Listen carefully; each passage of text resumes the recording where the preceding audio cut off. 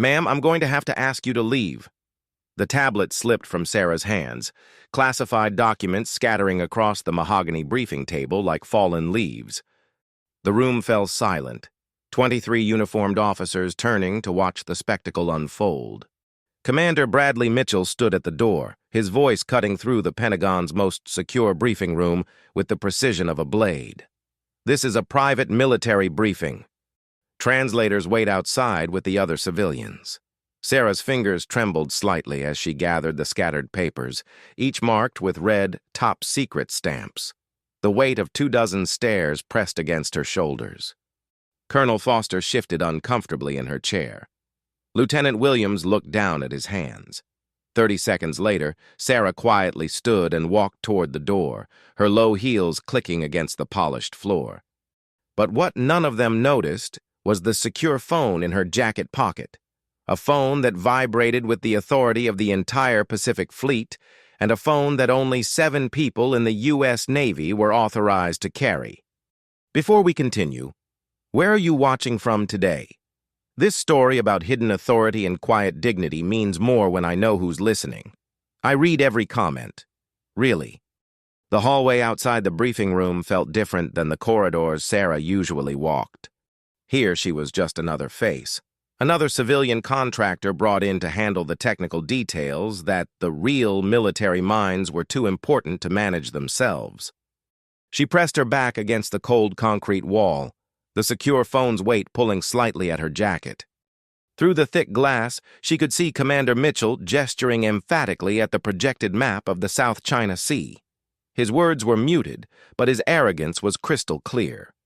Colonel Patricia Foster was watching the door, watching her. There was something in the older woman's eyes, a flicker of recognition that went beyond mere curiosity.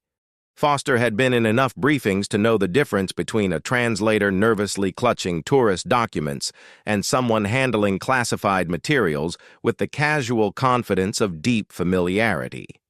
Sarah's fingers found the edge of the tablet she'd rescued from the table. The device was still warm, still logged into systems that most Navy personnel would never see. She scrolled through deployment schedules, fleet positions, classified operational reports, reading them not as translated information, but as updates on her own command. But what Colonel Foster couldn't know, what none of them could know, was that the woman standing in the hallway wasn't learning about Pacific Fleet operations for the first time. She was checking on them. The fluorescent lights hummed overhead as Sarah allowed herself a moment of memory. 3 months ago, she'd been standing on the bridge of the USS Columbia, salt spray on her face, and the endless blue of the Pacific stretching to every horizon. The weight of command had felt natural there. 11,000 sailors under her authority, billions of dollars in naval assets responding to her decisions. But today's mission required a different kind of courage. Lieutenant Marcus Williams pushed through the briefing room doors, nearly colliding with her in his haste. He was young, maybe 26, with the eager efficiency of someone still trying to prove himself worthy of Pentagon assignment. "Sorry, ma'am," he muttered, then paused.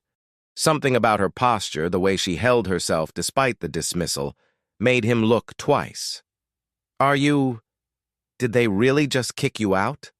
Sarah smiled, the same calm smile she'd used to reassure junior officers during night operations in contested waters. "It's fine. I'm used to people underestimating what I'm capable of." Williams glanced back at the briefing room where Commander Mitchell's voice was rising. "It's not right. I mean, you clearly know more about this stuff than half the people in there." If only you knew, Sarah thought, but said nothing. The mission parameters were clear: observe, assess, remain undetected. The Joint Chiefs needed to know if their field commanders could handle international crises without the comfort of rank and protocol. What they were learning was more telling than any formal evaluation. Her phone buzzed once, a subtle vibration that most people would mistake for a text message. But Sarah recognized the pattern immediately. It was the encrypted communication system that connected her directly to PACOM headquarters, and it only activated during Category 1 emergencies. The briefing room doors opened again, and Commander Mitchell emerged with the confident stride of a man who'd never been questioned. Behind him, several junior officers filed out for the scheduled break, including Dr. Rebecca Chen, an actual civilian analyst who'd been working Pentagon contracts for over a decade. "Excuse me," Mitchell called, spotting Sarah. "I thought I made it clear that support staff should use the auxiliary conference room." Dr. Chen froze mid-step. She'd attended dozens of these briefings, and she'd never been asked to leave. Her security clearance was higher than most of the uniformed personnel in the room. But Mitchell's attention was entirely focused on Sarah, on the young woman in civilian clothes who didn't fit his narrow definition of who belonged in military spaces. "I'm sorry, Commander," Sarah replied evenly. "I was just reviewing the materials to ensure accurate translation during the afternoon session." "Translation?" Mitchell's laugh was sharp enough to cut glass. "Sweetheart, this isn't a language problem. This is naval strategy. You wouldn't understand the complexities of fleet deployment even if I explained it in kindergarten terms." The silence that followed was deafening. Captain Vincent Parker, a 20-year Navy veteran, stepped forward. He'd been watching the interaction with growing discomfort, and something about Sarah's reaction, or rather, her lack of reaction, struck him as profoundly wrong. "Commander," Parker said carefully, "perhaps we should—" "Captain, with respect, I can handle one confused translator." Mitchell's voice carried the authority of someone accustomed to being the smartest person in the room. "Ma'am, I need you to understand that what we're discussing in there involves live operational assets, ships at sea, lives at stake. It's not appropriate for civilian contractors to—" He stopped mid-sentence. Sarah had lifted her head, and for just a moment, something flickered in her eyes, something that looked remarkably like the expression of someone who'd spent years making decisions about ships at sea and lives at stake. But the moment passed, and she simply nodded. "Of course, Commander, I understand completely." What she understood was that Commander Mitchell had just failed the most important test of his career. 2 years earlier, Admiral Sarah Thompson had been the youngest person in Navy history to take command of a carrier strike group. The Pacific Fleet had been restructuring its leadership, bringing in fresh perspectives for an increasingly complex theater of operations. At 33, she'd found herself responsible for 12 ships, 70 aircraft, and nearly 8,000 personnel. The South China Sea had been her proving ground. During the Taiwan Strait crisis, when 3 nations had their naval assets within 30 miles of each other and the world held its breath, Sarah had been the one making real-time decisions that kept the peace. Her tactical innovations had been studied at the Naval War College. Her crisis management had earned presidential commendation. But success at that level came with costs. The higher her star rose, the more isolated she became from the day-to-day reality of military culture. Admirals attended briefings where everyone agreed with them, where junior officers presented only solutions and never problems. The view from the top was strategically valuable, but tactically limiting, which was why she'd volunteered for the Joint Chiefs Undercover Assessment Program. Now, standing in the Pentagon hallway while Commander Mitchell explained naval strategy to actual Navy strategists, Sarah was getting an education of a different kind. She was learning what her subordinates really thought when they didn't know she was listening. She was seeing how mid-level commanders treated people they perceived as powerless. Her secure phone buzzed again, 2 quick pulses followed by a longer vibration. Emergency escalation protocol. Somewhere in the Pacific, something was going wrong in real time, and the people who should be handling it were in that briefing room, listening to a commander who'd just demonstrated his unfitness for crisis leadership. Through the glass, she could see the wall display updating with new intelligence data, satellite feeds from the Taiwan Strait, ship positions updating in real time. The familiar choreography of potential conflict, except this time she was watching from the outside. Sarah checked her watch. The afternoon session would begin in 10 minutes. Mitchell would return to his briefing, confident in his authority and competence. Colonel Foster would continue observing with growing concern. Lieutenant Williams would struggle with the cognitive dissonance of watching obvious expertise being dismissed. And Sarah would continue playing the role of dismissed translator, right up until the moment when playing became impossible. The break stretched longer than scheduled. Through the glass, Sarah could see animated discussions around the conference table, the kind of heated debates that emerged when military minds encountered problems without clear solutions. Commander Mitchell stood at the head of the table, pointing at screen displays with the confidence of someone explaining simple concepts to slow students. What he couldn't see, what none of them could see from their position, was the tactical error in his proposed fleet positioning. Sarah had identified it within minutes of seeing the deployment maps, but correcting it would require revealing knowledge that no translator should possess. She found herself unconsciously adjusting her posture, straightening her shoulders in the way that years of command had made automatic. Captain Parker noticed the change immediately. He'd served under enough flag officers to recognize the physical language of authority, even when it was being carefully suppressed. "You know," he said quietly, approaching her position by the window, "I've been in the Navy for 22 years. I've seen a lot of briefings, worked with a lot of contractors." He paused, studying her profile. "I've never seen a translator who reads tactical displays like you do." Sarah turned to meet his gaze. Captain Parker had intelligent eyes, the kind of intelligence that came from experience rather than arrogance. He was the type of officer she'd always valued in her command, observant, thoughtful, willing to question assumptions. "I've worked with military clients for several years," she replied carefully. "You pick up certain familiarity with the terminology." "Terminology?" Parker nodded slowly. "Is that what you call it when someone identifies a fatal flaw in fleet positioning within 30 seconds of seeing the display?" The question hung in the air between them. Sarah felt the weight of the secure phone in her pocket, the responsibility of knowledge that couldn't be shared, the peculiar loneliness of command that continued even when rank was stripped away. "Captain," she said finally, "what would you do if you saw something that could save lives, but speaking up would destroy everything you'd worked for?" Parker considered this. Around them, the Pentagon continued its eternal business, the quiet machinery of American military power humming along corridors and conference rooms. But in this moment, in this question, something more immediate was being decided. "I'd like to think," he said slowly, "that I'd choose lives over career, but I've never been tested that way." Sarah's phone buzzed again. This time, the pattern was unmistakable. Flash priority message direct from Pentagon. Someone, somewhere, needed her decision-making authority immediately. The afternoon session was about to begin. Colonel Patricia Foster had been watching Sarah Thompson for the better part of an hour, and the pieces were finally starting to form a picture she didn't quite believe. It started with small things. The way Sarah handled classified documents, not with the nervous reverence of someone accessing sensitive information for the first time, but with the casual familiarity of someone who dealt with such materials daily.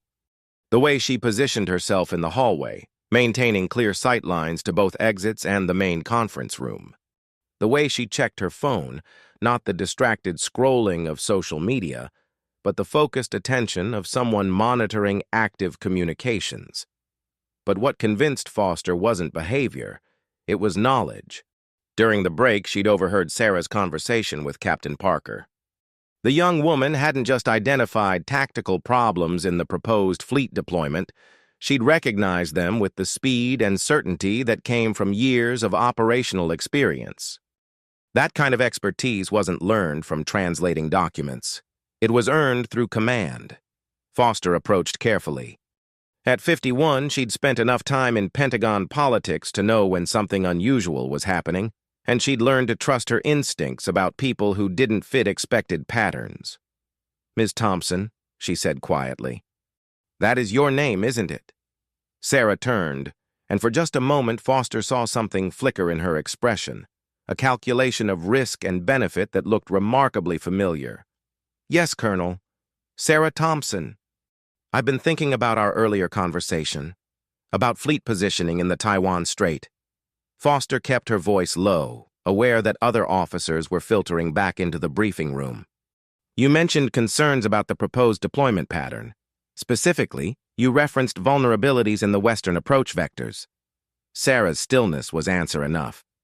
Those vulnerabilities weren't discussed in the main briefing, They were classified details that appeared only in the supplementary tactical analysis, documents that translators wouldn't have clearance to access. "Colonel," Sarah said carefully, "I think there may be some confusion about—" Her phone erupted.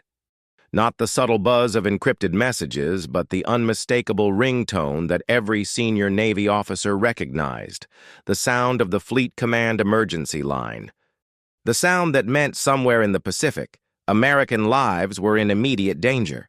Every officer in the hallway froze. Lieutenant Williams looked confused. Captain Parker looked concerned. Commander Mitchell, emerging from the briefing room with his characteristic swagger, looked annoyed at the interruption. But Colonel Foster looked horrified, because she'd just realized that the confused translator they'd dismissed from their strategic planning session was receiving emergency calls on a communication system that only flag officers could access. Sarah looked at the caller ID display, took a deep breath, and answered the phone that would end her cover forever. Admiral Thompson. The silence was absolute. 23 military officers stood frozen in the Pentagon hallway, processing words that redefined everything they thought they understood about the previous 2 hours. Admiral Thompson. Not Translator Thompson. Not Contractor Thompson. Not the confused civilian woman who didn't belong in military briefings. Admiral Sarah Thompson, Commander 7th Fleet, the youngest flag officer in Pacific Fleet history. The strategic mind behind the Taiwan Strait Resolution. The officer whose tactical innovations were being studied at war colleges around the world. She was standing in the hallway because they'd kicked her out. "Admiral," the voice on the phone was urgent, cutting through the shocked silence. "We have a developing situation in the South China Sea. 3 Chinese vessels have crossed the median line. Taiwan is requesting immediate support. We need your authorization for fleet repositioning." Sarah's transformation was immediate and complete. The tentative posture of the dismissed translator vanished, replaced by the precise authority of someone accustomed to making decisions that affected international stability. "What's our nearest asset position?" she asked, her voice carrying the calm intensity that had made her famous in Navy circles. "USS Columbia is approximately 40 nautical miles southwest of the incursion. USS Fitzgerald is in supporting position. We have air assets available from Okinawa, but we need immediate guidance on rules of engagement." Commander Mitchell looked like he was watching his career dissolve in real time. The woman he'd dismissed as incompetent was now coordinating naval operations that could determine whether the South China Sea remained stable or erupted into international crisis. Colonel Foster stepped forward, her expression mixing professional respect with personal mortification. "Admiral, we had no idea—" Sarah held up one finger, the universal military gesture for "wait," while she continued her conversation with Fleet Command. "Negative on aggressive positioning. Maintain defensive formation but ensure visibility. I want Beijing to see our assets without feeling cornered. Patch me through to Admiral Harrison at PACOM. This needs coordination at theater level." She ended the call and faced the assembled officers. The hallway had become an impromptu command center, with Sarah at its center and everyone else struggling to recalibrate their understanding of the situation. "Ladies and gentlemen," she said, her voice now carrying the unmistakable authority of flag rank, "I believe we have some things to discuss." Commander Mitchell found his voice first, though it came out as barely more than a whisper. "Admiral, I had no way of knowing—" "Commander," Sarah replied evenly, "you had every way of knowing. You chose not to see it." The briefing room had been transformed. What began as Commander Mitchell's presentation on theoretical Pacific strategy had become Admiral Thompson's real-time crisis management center. The wall displays now showed live satellite feeds, fleet positions updating in real time, and communication channels linking the Pentagon directly to ships at sea. Sarah stood at the head of the conference table, the same table where she'd been dismissed 2 hours earlier, coordinating the U.S. Navy's response to a developing international incident. Her earlier assessment of tactical vulnerabilities, dismissed by Mitchell as translator confusion, now formed the basis of fleet positioning that could prevent or precipitate conflict. "Captain Parker," she said, turning to the officer who'd been the first to question her dismissal, "I need you to coordinate with 7th Fleet Intelligence. The Chinese vessels aren't moving randomly. There's a pattern here that suggests coordination with mainland assets." Parker moved with the efficiency of someone given clear direction by competent authority. The difference in the room's energy was palpable. Where Mitchell's briefing had been theoretical and self-congratulatory, Sarah's crisis management was precise, focused, and immediately consequential. Lieutenant Williams, who'd witnessed the original dismissal, now found himself taking direct orders from the woman who'd been told she didn't belong. His initial confusion had evolved into something approaching awe. He was watching leadership at the highest level and recognizing how completely he'd misunderstood what had been happening. "Admiral," Colonel Foster said, approaching with the tactical analysis Sarah had requested, "fleet positioning is optimized, but we're going to need political coordination. State Department needs to be briefed on our response parameters." Sarah nodded, simultaneously reviewing deployment orders and coordinating with multiple command centers. Her phone rang again. This time, it was Admiral Harrison from Pacific Command. "Sarah," Harrison's voice carried the weight of 20-year military friendship. "Beijing is demanding explanations for our fleet movements." "What's your assessment?" "Testing behavior," she replied without hesitation. "They're probing our response time and coordination. Show strength without provocation. I recommend we maintain current positioning for 6 hours, then gradually return to normal patrol patterns." "Concur. Good work on the rapid response. I assume your undercover assessment is officially over?" Sarah glanced around the room, where military officers who'd dismissed her 2 hours earlier were now implementing her strategic decisions with professional efficiency. "I think we learned everything we needed to learn, Admiral." The crisis had passed. Chinese vessels had returned to their territorial waters. American fleet positioning had demonstrated both capability and restraint, and the South China Sea remained stable. In the Pentagon briefing room, the immediate tension of international incident management had been replaced by the longer-term tension of institutional reckoning. Commander Mitchell sat at the far end of the conference table, his earlier confidence replaced by the hollow expression of someone recognizing career-ending failure. He'd been given authority over Pacific strategy and had failed to recognize the most qualified person in the room. Worse, he'd dismissed her not for incompetence, but for characteristics that had nothing to do with military capability. Admiral Thompson, no longer hiding her identity, addressed the assembled officers with the same calm authority she'd used to manage international crisis. "Today's exercise was designed to assess crisis response capabilities in field commands," she began. "What we learned extends beyond tactical coordination or strategic planning. We learned about the assumptions that shape military culture and the costs of those assumptions." She gestured to the wall displays, still showing fleet positions in the Taiwan Strait. "Every person in this room is intelligent, dedicated, and professionally competent. But competence isn't enough when it's filtered through prejudice. When authority is questioned not because of capability, but because of appearance or expectation." Colonel Foster spoke first. "Admiral, on behalf of everyone here, I want to apologize for the treatment you received. It was unprofessional and unacceptable. Colonel, individual apologies aren't the solution. Institutional change is the solution." Sarah's voice carried the weight of someone who'd experienced this dynamic throughout her career.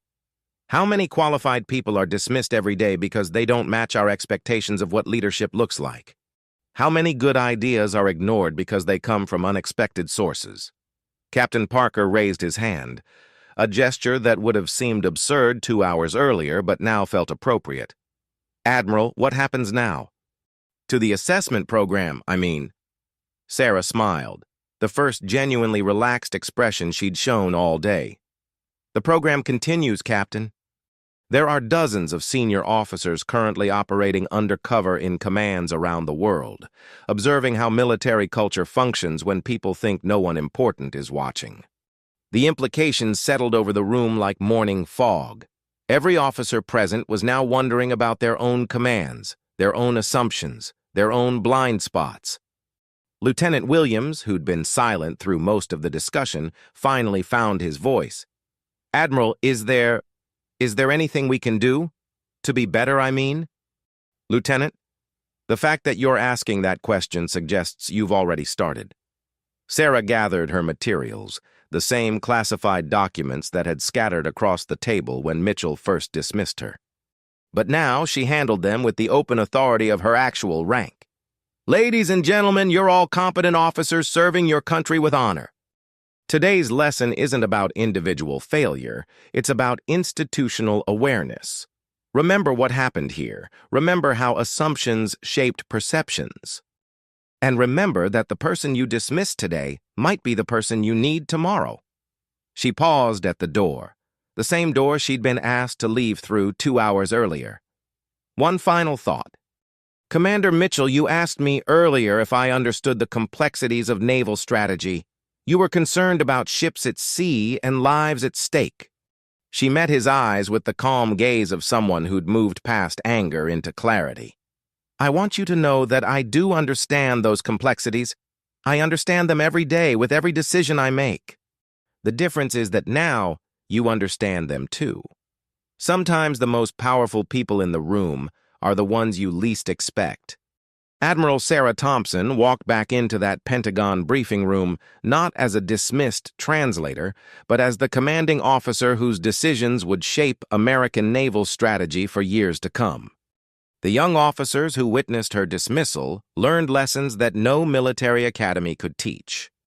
The senior officers who participated in her humiliation discovered blind spots that could have cost American lives in real crises. And Commander Mitchell learned that authority without wisdom is not authority at all. It's just noise. If this story of hidden strength and quiet dignity stayed with you, type respect in the comments. And if you haven't subscribed yet, this is your quiet reminder that stories like this, stories of real leadership and authentic courage, need to be told. Thank you for being with us today. Remember, true authority doesn't demand recognition. It earns it.